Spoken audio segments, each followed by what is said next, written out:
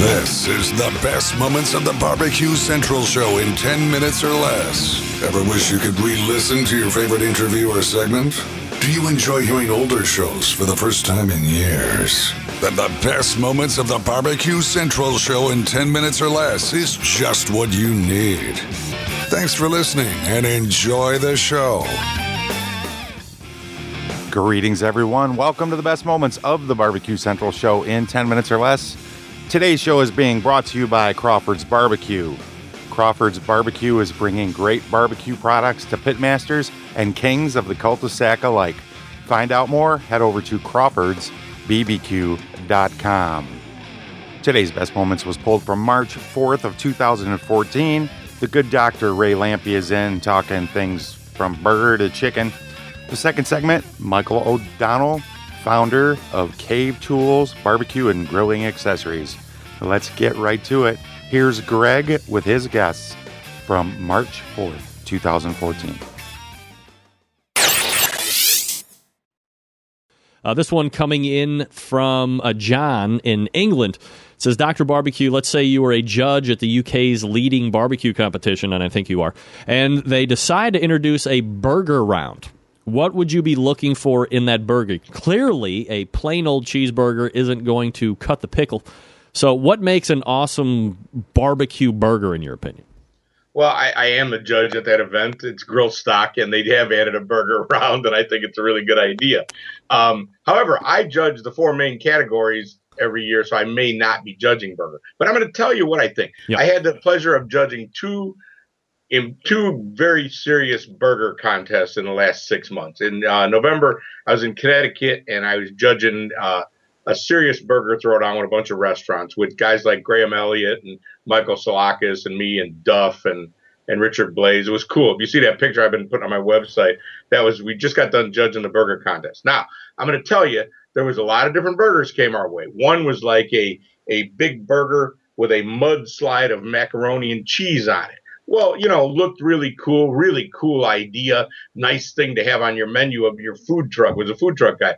But eating it sucked. You couldn't really eat it. It's a contest. I'm going to take a couple bites. I had to dig through the mac and cheese to try and get a hunk of the burger. Not a cool idea. It seems like a really good idea, but to a serious contest person, that was really a bad idea.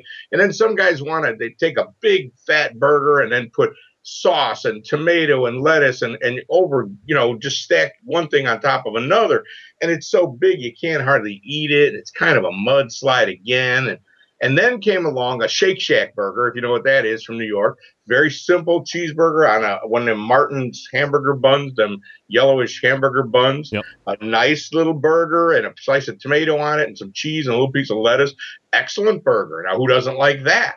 That thing scored well. But then came three little sliders on a tower. They actually took, the little skewers that you put the checks on at a restaurant up by the register. They took that thing and they stacked the three sliders, and they just kind of looked like they were stacked together. It was really a great presentation. And it was a simple burger. It had like some kind of white cheese, like Gouda or something on it. And that was it. No sauce or anything. But it was kick-ass meat, a really nice bun that they had made, and it was cooked perfectly. And this burger didn't eat anything, and it won, and it was unanimous. Everybody at the table, and think about the guys I just mentioned, and were not impressed by these fancy sauces and the big mudslide burger, and that thing won.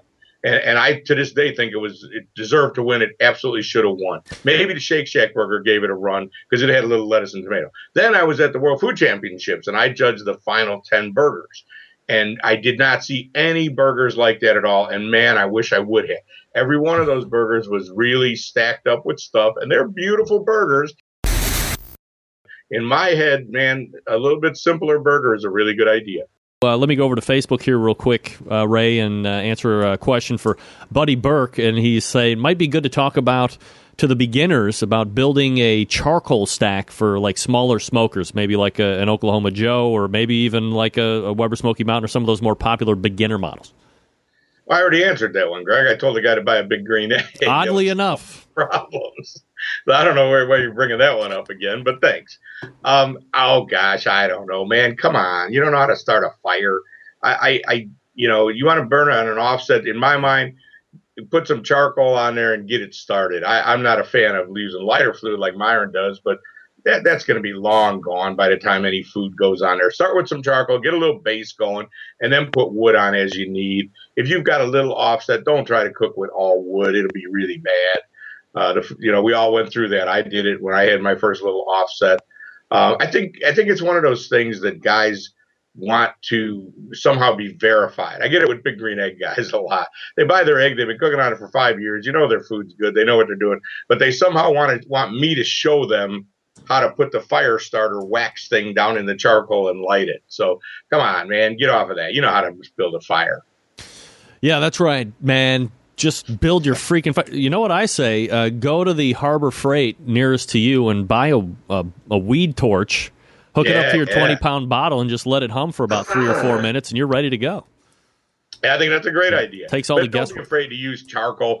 Man, a handful of Kingsford briquettes, that stuff's fine. More barbecue gets cooked on that than any piece of wood you could imagine. And the guys on the internet want to get all fired up that it's bad stuff or something. I don't like the stuff that's pre-soaked, but don't be afraid to throw a little charcoal in there and get a little basic coals going.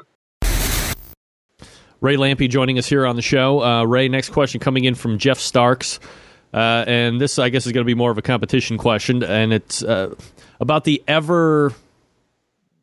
it's like the holy grail of chicken, which is this bite-through skin.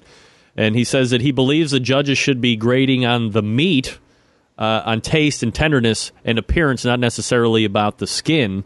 And I know there's a whole conundrum and arguments that have taken place literally for hundreds of years about should the skin be included in that, should it not be included in it? Where do you come out on that as both a competitor and sometimes a judge? Well, I've seen the evolution of this over the years. I only have one Jack Daniel's jug in the cabinet, and it was for chicken. I don't know, 100 years ago. But I cooked drumsticks, and I cooked them in my Jedmaster. I just cooked them like if I was going to eat them and turned them in. And back then, you could do that. If it was cooked properly and it was good, you could win a trophy by cooking good barbecue chicken. But the nature of chicken in a smoker is that the skin gets leathery. You can't argue with that. That's just how it is. It works that way. So then along came Jumpin' Jim with the whole, the story, the chicken that he cooked in the butter in the pan. And actually Jim didn't use the butter back then. But anyway, all this cooking in a pan. And then guys would try to finish it hot on the Weber and get that skin crunchy. Well, that's a really good idea until you try to do it. It's almost impossible to do, really. And then on top of it, once you put it in a box and it sits around for 15 minutes, it's not very crunchy anyway. So then it evolved to just making it soft and just poaching that shit till it's just mushy. And someone showed me how to do that. And now to this day, I will do it if I'm cooking in a contest. It's repulsive, frankly, that the skin is just like mush, and that's why it's bite through. But it seems to score well all the time. And what's happened is this is definitely one of those things that the judges have been influenced by the cooks over the course of time. That bite-through skin became such a big deal. Back in the day, it wasn't. Judges understood that when you cook chicken on the smoker, the meat's a little red and the skin's a little chewy. Just kind of taste the skin and move on and try the meat. Then somewhere along the way, we used to cook legs and breasts and wings too. Now everybody cooks thighs, and they all have to be perfectly shaped, and they have to have that bite-through skin. And I think it's nonsense, frankly. Now, if that makes your eating enjoyment, having the skin be bite through and you can eat it, I can't tell you shouldn't score that good. And if you don't like the skin to be rubbery and that bums you out, you have every right to score that down. But if you know anything about cooking chicken in the smoker, you know that the skin is not that edible. So it has to be a grilling contest for that to happen. So I'm not a fan of it. I wish we didn't have these footprints like that have to be met, like the money muscle thing and like the chicken bite through skin nonsense and the thighs, really. I wish we didn't have that stuff, but it's taken a long time to evolve to that, and it's hard to break it, and it's hard to tell those guys they're wrong. To put in your request for a future show, please contact John Solberg via email at johnjon@bbqcentralshow.com. Hey, before we get into the second segment, let me take a minute to tell you about Crawford's Barbecue Pit Spritz. Pit Spritz is all natural and gluten-free. Pit Spritz keeps your meat super moist during the cooking process. The Peach Pit Spritz adds an amazing sweet peach taste to your barbecue. It's great on all meats, and it does exceptionally well with pork. All you need to do is screw the included trigger sprayer onto the 16-ounce bottle and you are ready to go. Crawford's Pit Spritz also works great as a wrapping liquid, helping you to bring your barbecue home. Get all the details on Crawford's Pit Spritz over at crawfordsbbq.com. Be sure you use the coupon code GREG at checkout for 10% off your entire order.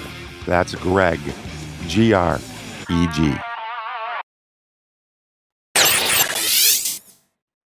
My next guest tonight has a line of items he'll be talking about, so let's go ahead and head on over to the hotline and welcome from Cave Tools, Michael O'Donnell joining me here on the show. Michael, how are you, bud?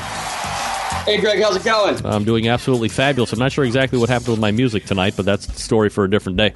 Mike, maybe a little background about yourself here before we get into the products and the whole website and so forth. Are you somebody that has always been around the barbecue, around the grill? Is it something that you just kind of saw business opportunity in? Where are you at on that? Yeah, I mean, I definitely come from the business aspect of barbecue. I'm a Penn State graduate, started my first company, a marketing agency, when I was 22. And for me, running the marketing agency is a great company. We provide a lot of value to our customers. But I really wanted to get into physical products. And, I'm super passionate about barbecue and grilling. So I decided to start Cave Tools last year in May is when we launched our first product line. And that website, by the way, is mycavetools.com if you want to check it out, like mycavetools.com while we're talking. Michael, from an outsider's perspective, that being me, it would seem that getting into the grilling and barbecue accessory market might be a little counterproductive. And I guess what I mean by that is there already seems to be at least 158 billion items to choose from. What did you see missing or lacking in the market that sparked your interest into moving forward? Yeah, we started out with our grill brush. That was our first product. And, what I noticed in the grill brush was, we do tons and tons of, customer feedback, reading negative reviews online before we ever launch a product. And with the grill brush, people wanted a grill brush that had a 21-inch long handle so they wouldn't burn their hand when cleaning the grill. Stainless steel bristles that are safe for, porcelain enamel, cast iron, stainless steel grill grates. The triangular design, so you could reach all areas of the grill.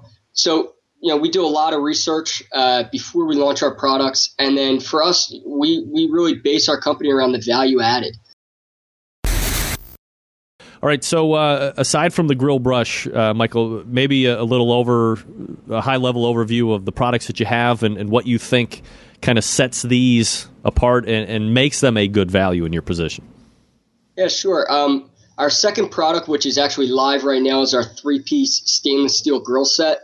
With that product, we noticed that a lot of people want a really durable grill set that they're not going to have to buy a new one in a couple years. The market average stainless steel is normally 1.5 millimeters. We went with 1.8 millimeters. Make it stronger, make it 20% stronger than most of the other models out there. You can see right there the spatula has a bottle opener in it, so you could keep your buzz going. We also have in the next couple months, we have a lot of stuff coming out. So we have a digital cooking thermometer. That's a super quick read thermometer, 4 to 6 seconds, very accurate. It's recalibratable, stainless steel, so it's shatterproof, waterproof. That's going to be an excellent product. I'm really excited for that.